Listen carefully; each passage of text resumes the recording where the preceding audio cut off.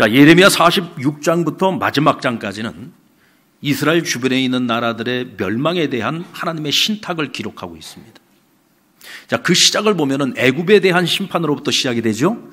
그리고 블레셋에 대한 심판, 모압, 암몬, 에돔, 그리고 이 나라들을 멸망에 이르게 만든 바벨론의 멸망까지도 예언을 하고 있습니다. 그리고 예레미야서의 마지막 장이 뭐예요? 하나님께서 계속 선지자들을 통해서 말씀하셨던 예루살렘과 유다의 멸망을 기록하고 있습니다. 자, 애굽으로부터 시작해서 이 주변에 있는 모든 나라들이 결국은 바벨론에 의해서 하나님의 심판을 받게 되는데, 그러면 하나님이 바벨론을 들어 그들을 심판하신 이유가 뭐예요? 원인이 무엇이었습니까? 오늘 우리가 성경에 읽은 모압의 멸망에 그 모든 의미와 이유가 함축되어져 있는 것을 볼 수가 있습니다. 그러니까 다른 나라는 살필 것도 없어요. 모압이 무엇 때문에 멸망했는지를 살펴보면 고대 근동 지역에 이스라엘 주변에 있는 나라들 왜 하나님이 심판하실 수밖에 없었는지를 설명하고 있어요. 오늘 그 첫 번째 이유를 보면 그들이 교만했기 때문이라고 말씀하고 있습니다. 애굽이 왜 망했습니까? 교만했기 때문에 망한 겁니다. 그렇게 고대 제국을 이루고 그렇게 번영과 영광을 누렸던 애굽이 결국에 가서는 식민지 시대에는 지중해 연안에 있는 야심을 품고 있던 수많은 나라들에게 끊임없이 정복당하고 끊임없이 수탈당하는 만만한 곡창지대로 그냥 전락하고 말았단 말이죠. 모압이 망한 이유, 같은 이유였습니다. 교만했기 때문입니다. 오늘 본문 29절 말씀 같이 한번 읽어보실까요? 시작. 우리가 모압의 교만을 들었나니 심한 교만, 곧 그의 자고와 오만과 자랑과 그 마음의 거만이로다. 자, 오늘 이 모압 사람들의 교만은 어느 정도의 교만이었느냐? 심한 교만이라는 표현을 쓰고 있어요. 교만이 너무 심하다 보니까 자고, 오만, 자랑, 거만, 교만에 관련된 온갖 단어를 지금 다 총동원해가지고 그들의 교만을 표현하고 있습니다. 근데 그 중에서도 하나님께서 가장 가증히 여긴 것이 27절 말씀에 나와 있는데요. 같이 한번 읽어봅시다. 시작. 내 이스라엘을 조롱하지 아니하였느냐? 그가 도둑 가운데서 발견되었느냐? 내가 그를 말할 때마다 내 머리를 흔드는도다. 북이스라엘 왕국은 모압의 이웃 국가였습니다. 근데 북이스라엘이 아수르에 의해서 멸망을 당할 때 이 모압 사람들이 보여주었던 태도가 뭐였느냐? 조롱을 했다는 것입니다. 겉봐라, 너희 그렇게 될 줄 알았다 하고 조롱을 했다는 것입니다. 자, 이웃이 겁탈을 당하고 이웃이 약탈을 당하고 이웃이 지금 망해가고 있는데 그들을 돕지는 못할 망정 손가락질을 하고 조롱을 하고 너희는 망해도 싸다, 망해도 싸다, 너희는 망해야 된다, 망하라고 외쳤다는 거예요. 겸손한 사람들은 그러지 않습니다. 이웃이 어려움을 당하고 있으면요, 그 이웃이 당하는 어려움이 내 문제가 될 수도 있다는 생각을 합니다. 왜요? 겸손하니까. 교만한 사람들은요, 너무 교만하기 때문에 자기가 어려워질 거라는 생각을 못하는 거예요. 이웃이 당하는 고통을 보면서 그 고통이 내 고통이 될 수 있다는 생각을 전혀 못하고 살아갑니다. 그러니까 긍휼히 여겨줄 수 있는 기회가 있을 때 긍휼히 여김을 베풀지 않는 거예요. 주님께서 뭐라고 말씀하셨습니까? 긍휼히 여기는 자에게는 긍휼히 여김을 받는 복을 주시겠다고 했어요. 이게 8복 가운데 하나 아닙니까? 이웃이 어려움을 당하고 있을 때 긍휼을 베풀면 너가 어려움 당하고 있을 때 하나님께서 선한 사마리아 사람을 보내서 너희에게 긍휼을 베풀어 주시겠다는 거예요. 아멘입니까? 근데 모압 사람들은 그러지 않았습니다. 이들이 교만해진 이유는 여러 가지 이유가 있습니다만은 그들은요, 한 번도 포로가 된 적이 없다고 성경은 말씀하고 있습니다. 그들은 좋은 자연적 지리적 여건을 가지고 있어서 포도나무를 심으면은요, 최상의 포도 열매가 맺혀집니다. 그래서 이 모압 땅에서 나오는 포도주가 그때 당시에는 최고의 그 품질을 가지고 있는 포도주였어요. 그래서 포도주만 팔아가지고도 그들은 풍요로웠습니다. 적들로부터 늘 안전한 고지대에 있다 보니까 그들은 적들과 싸워서 웬만해가지고는 져본 적이 없습니다. 그러니까 포로로 끌려갈 일도 없는 거죠. 그와 같은 자연 지리적인 여건이 그들을 하여금 교만하게 만들었던 거죠. 하나님께서 뭐라고 말씀하십니까? 너희가 너희의 이웃 이스라엘이 어려움을 당할 때 조롱했던 것처럼 너희는 더 큰 조롱을 당하게 될 것이다. 뭐라고 설명을 하고 있느냐면 술 취한 자가 자기가 토해낸 것 위에 뒹구는 모습을 보면서 사람들이 손가락질을 하는 것처럼 너희가 그런 일을 당하게 될 것이라는 거예요. 여러분, 우리 한번 상상을 해봅시다. 술을 먹은 사람이 속에 있는 걸 다 개워냈습니다. 그리고는 술이 취해가지고요, 그 개워낸 것 위에서 막 뒹구는 거예요. 그 모습을 한번 상상해 보세요. 얼마나 더럽고 얼마나 처참한 일입니까? 이스라엘이 아수르 사람들에게 나라를 빼앗기고 여자들은 겁탈을 당하고 남자들은 머리가 다 밀리고 온몸이 벗겨진 채 쇠고랑을 차고 포로로 끌려가는 모습을 보면서도 혀를 끌끌 차면서 저주를 하고 너희는 망해도 싸다고 조롱을 했던 사람들이잖아요. 그런데 하나님께서 어떻게 만드셨습니까? 모압 사람들은 오히려 그보다도 더 참혹한 꼴을 당하게 만드셨단 말이죠.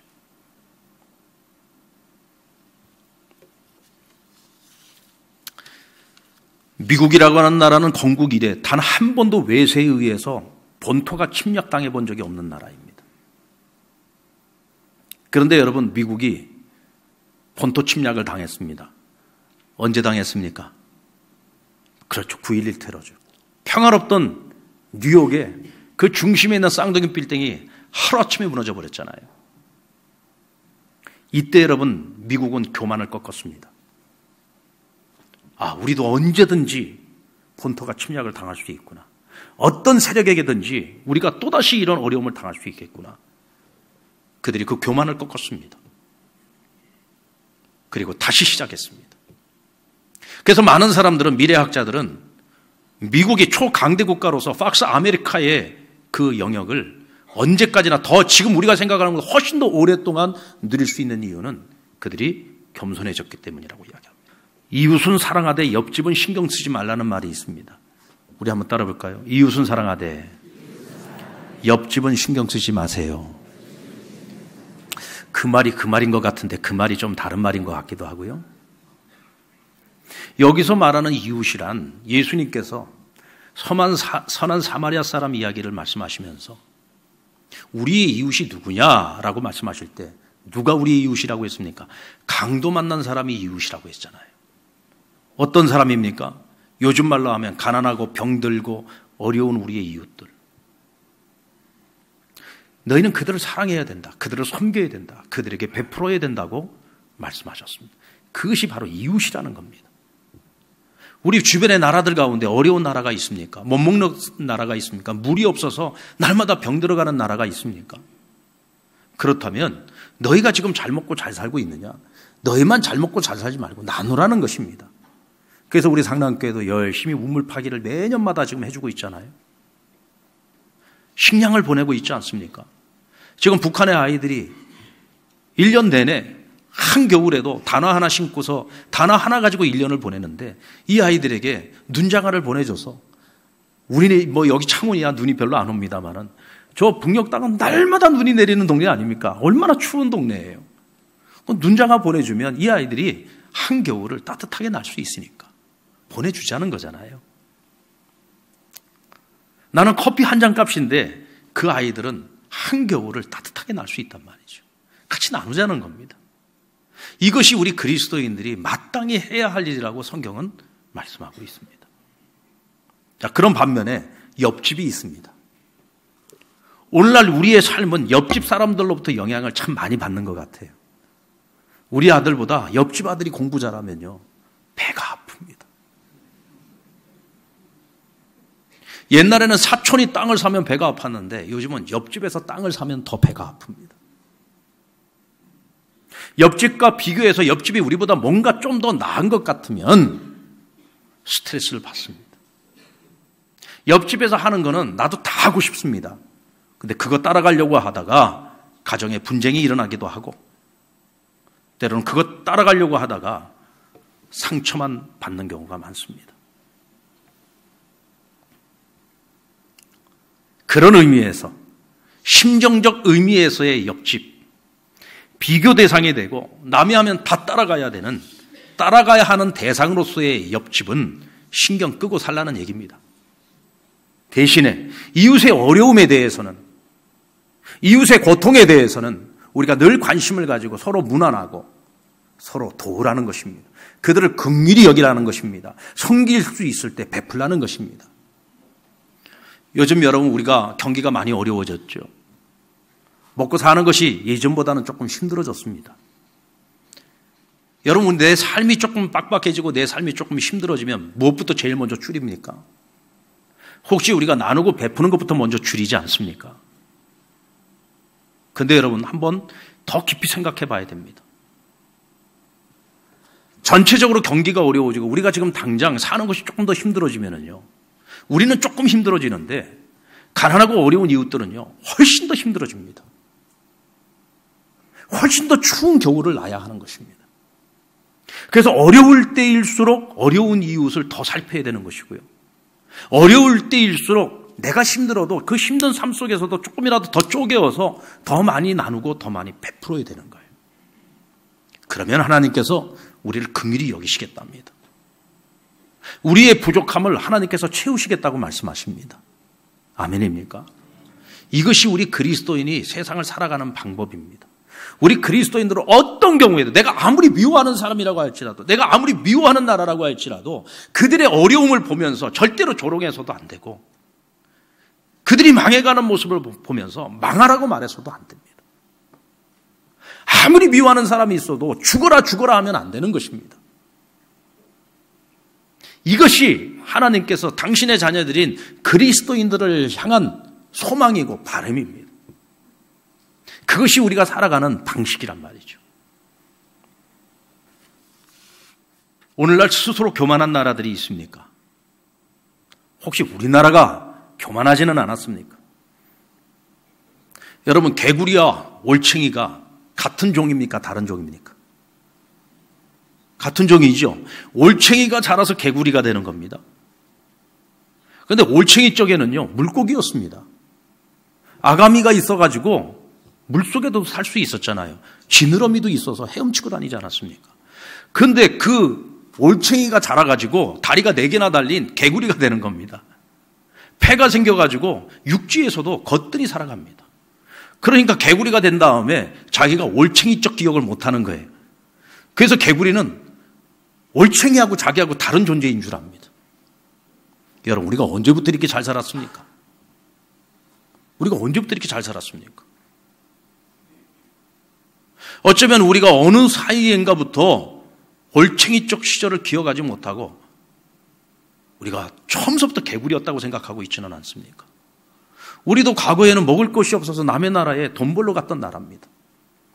온갖 정말 핍박을 당하면서, 부끄러움을 당하면서, 조롱을 당하면서 그렇게 돈 벌러 나갔던 나라 아닙니까? 정말 하나님의 은혜로 우리나라가 이렇게 지금 잘 먹고 잘 사는 나라가 됐잖아요. 그런데 우리가 언젠가부터, 우린 처음부터 잘 먹고 잘 사는 나라였던 것처럼 착각에 빠져서 가난하고 어려운 나라 사람들을 우리가 얼마나 우습게 여겼습니까? 그들이 먹고 살겠다고 이 땅에 와서, 제3세계 사람들이 와서 3D 업종에서 일하고 있을 때 우리가 얼마나 그들을 수탈하고 얼마나 그들의 노동력을 착취했습니까? 어쩌면 지금 현재 우리가 당하고 있는 경제적인 어려움, 여러 가지 우리에게 찾아오고 있는 이런 어려움들이 어쩌면 교만했던 우리들에 대한 하나님의 징계일 수도 있는 겁니다. 우리가 이것이 하나님의 징계라고 생각하고 잘못된 자리에서 우리가 다시 돌이킬 수만 있다면, 교만한 자리에서 내려와서 우리가 다시 겸손해질 수만 있다면, 우리의 어려운 이웃들을 바라보면서 조롱하는 것이 아니라 그들을 사랑으로 섬길 수 있다면 하나님께서 우리에게 다시 도약할 수 있는 기회를 주시지 않겠습니까? 우리는 하나도 달라지지 않으면서 하나님께서 제2의 부흥을 달라고, 우리는 하나도 변하지 않으면서 여전히 교만한 자리에 있으면서 여전히 나를 교만하게 만드는 것들을 내려놓지 않으면서 하나님께서 우리를 다시금 회복시켜 주실 것이라고, 어쩌면 그것은 헛된 소망 아니겠습니까?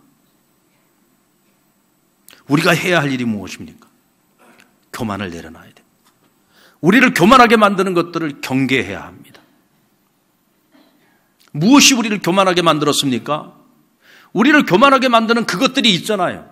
언젠가부터 자랑했던 것들이 있지 않습니까? 언젠가부터 그것들을 사람들에게 드러내고 싶어 하지 않았습니까?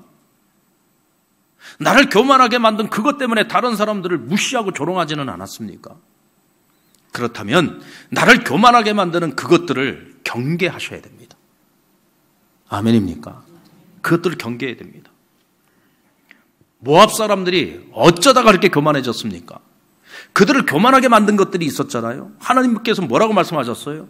너희를 교만하게 만든 그것들을 내가 너희의 적들로부터 다 탈취해가게 만드시겠다고 했어요. 다 빼앗아가게 만드시겠답니다. 돈을 자랑했습니까? 하나님께 돈을 빼앗아 가시겠다는 거예요. 너희의 성공을 자랑했느냐? 그 성공을 빼앗아 가시겠다는 것입니다. 너희들이 자랑하고 있는 그것이 무엇이냐? 너희가 자랑하고 있는 그것들을 하나님이 빼앗아 가시겠다는 겁니다.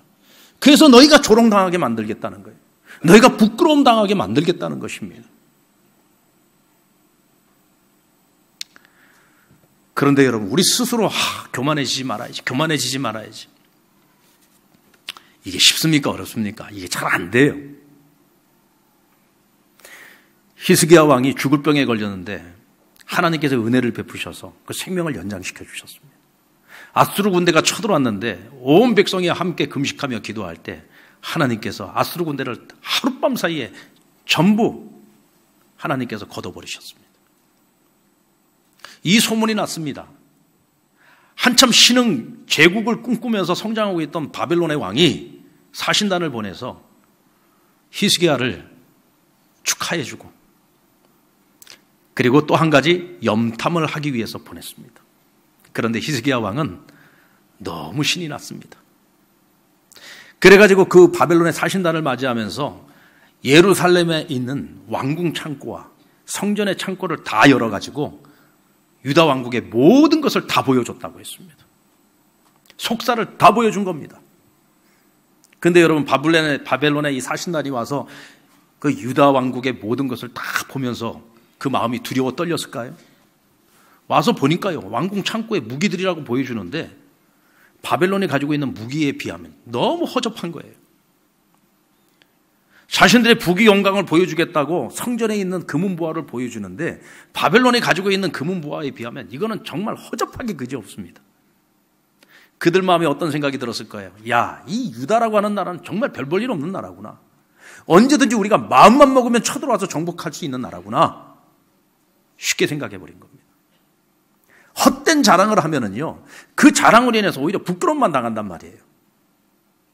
만약에 히스기야가 세상의 영광을 자랑하지 말고 하나님을 자랑했다면 어떻게 됐을까요? 애굽에서 종살이하고 있던 우리 민족을 여호와 하나님께서 이끌어내셨습니다. 홍해 바다를 가르시고 광야 40년 동안 구름기둥 불기둥으로 만나와 메추라기로 먹이시며 광야 40년 동안 이 민족을 더 왕성하게 부흥시키셨습니다. 변변한 무기 하나도 없이도 이 가나안 땅을 점령하게 하셨습니다. 우리 하나님 그런 하나님이십니다. 우리 하나님이 어떤 하나님입니까? 사내비 18만 5천의 대군을 이끌고 왔습니다. 하루아침에 무너질 수 있는 예루살렘 성이었지만 우리가 하나님 앞에 기도하니까 하나님께서 하룻밤 사이에 18만 5천의 아수르 대군을 물리치셨습니다. 우리는 그런 하나님을 모시고 살아가는 백성입니다. 하고 여호와 하나님을 자랑했더라면 어쩌면 바벨론의 느부갓네살은 훗날 이 유다 왕국을 침공할 생각조차도 못했을 거예요. 이스라엘이라고 하는 이 나라는 정말 작고 보잘것없지만 그러나 그들 뒤에 계신 전능하신 하나님, 이 세상의 주관자가 되시는 역사의 주인 되시는 하나님, 그 하나님이 두려워서라도 유다 땅을 침공할 생각조차도 못했을 겁니다. 여러분, 우리가 무엇을 자랑하며 살 것입니까? 헛된 것 자랑하고 살 것입니까? 그것은 우리를 교만하게 만듭니다. 그 교만이 우리를 망하게 만드는 것입니다. 무엇을 자랑할 것입니까? 한국교회는 그동안에 세계 유례를 찾아볼 수 없는 부흥과 성장을 이루었습니다. 여러분, 한국 경제의 부흥, 한강의 기적도 기적입니다만은 한국교회의 부흥은요, 전 세계가 주목했던 부흥입니다. 개신교 기독교 국가로서 시작을 하고 기독교의 성지라고 부를 수 있는 미국과 유럽의 수많은 선교학자들이 한국교회 부흥의 비밀이 대체 어디에 있는지를 알아보기 위해서 선교학자들을 한국교회에 보내가지고 연구하게 했습니다. 그 정도로 여러분, 한국교회 부흥은 어마어마한 사건입니다. 그런데 남들이 우리를 알아주기도 전에 우리는 우리 스스로를 자랑했습니다. 오랜 시간 동안 한국교회는 스스로가 한국교회 부흥을 자랑했습니다. 수만 명 혹은 수십만 명이 모이는 교회들이, 초대형 메가 처치들이 한국교회에 집중되어져 있다는 것을 우리는 자랑했잖아요. 적어도 세계 10대 교회 중에 우리 한국교회가 4개, 5개 절반 이상 들어가 있다는 것을 우리가 자랑한 적이 있지 않았습니까? 전 세계에 가장 많은 선교사를 내보내고 있다는 것을 자랑했고요. 한국교회의 화려하고 아름다운 교회 건물을 자랑하지 않았습니까? 그것들을 자랑하고 있는 사이에 우리가 얼마나 영적으로 병들어가고 있었습니까? 어느 순간부터 세상이 교회를 걱정하고 우려하는 처지가 돼버리고 말았잖아요. 이제는 내리막길로 내려가고 있는 한국교회의 현실을 보면서 우리 스스로도 자성의 소리를 내고 있지 않습니까? 그동안에 우리는 너무 눈에 보이는 성공을 자랑하느라고 내적으로 우리가 병들어가고 있는 것을 보지 못했던 것입니다. 교회는 성령 충만함을 자랑을 해야지, 교회 건물을 자랑해서도 교회 재정을 자랑해서도 안 되고, 교인들의 숫자를 자랑해서도 안 되는 겁니다. 여러분, 우리가 우리끼리 자랑할 것이 무엇이 있습니까? 우리가 우리끼리 자랑할 것이 뭐가 있어요? 자, 우리 교회가 성도들이 많이 모인다? 그게 자랑할 일입니까? 그건 자랑할 것이 아니잖아요. 우리가 정말로 자랑해야 될 것은 하나님이 기뻐하시는 일들을 하고 있는 것을 자랑해야 되고, 하나님이 기뻐하시는 성령 충만한 교회가 되어야 되고, 하나님의 마음을 알고 하나님의 손과 발이 되어서 하나님의 눈물이 있는 곳에 찾아가서 그 눈물을 닦아드리는 그런 교회, 내적으로 충만한 교회, 하나님이 기뻐하시는 일을 하고 있는 교회, 그 교회를 자랑해야죠. 아니, 이것은 우리가 스스로 자랑하지 않아도요, 세상이 우리를 보고 자랑을 해줍니다. 역시 교회는 뭐가 다르구나. 교회가 편법을 쓰고, 교회가 세상 사람들하고 똑같은 방법으로 교회를 짓고, 그러니까 세상이 교회를 우습게 보는 것 아닙니까? 여러분, 우리는 절대로 망해서도 안 되고요, 망할 수도 없습니다.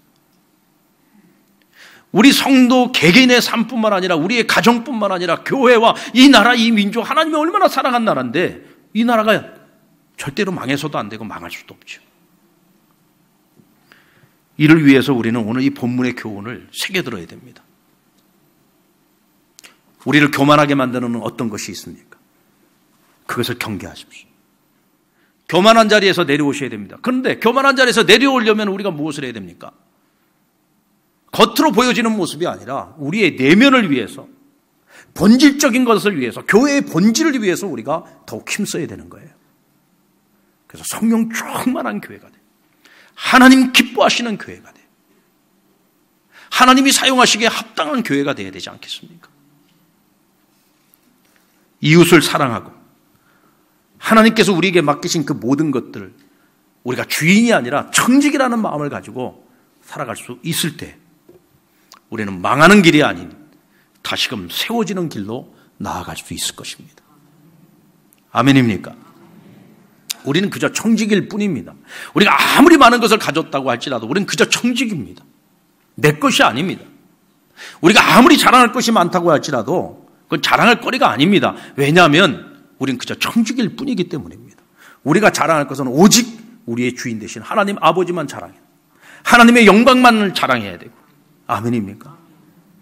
우리는 처음부터 하나님의 은혜로 살아온 사람들입니다. 우리가 뭐 잘나서 이룬 것은 아무것도 없어요.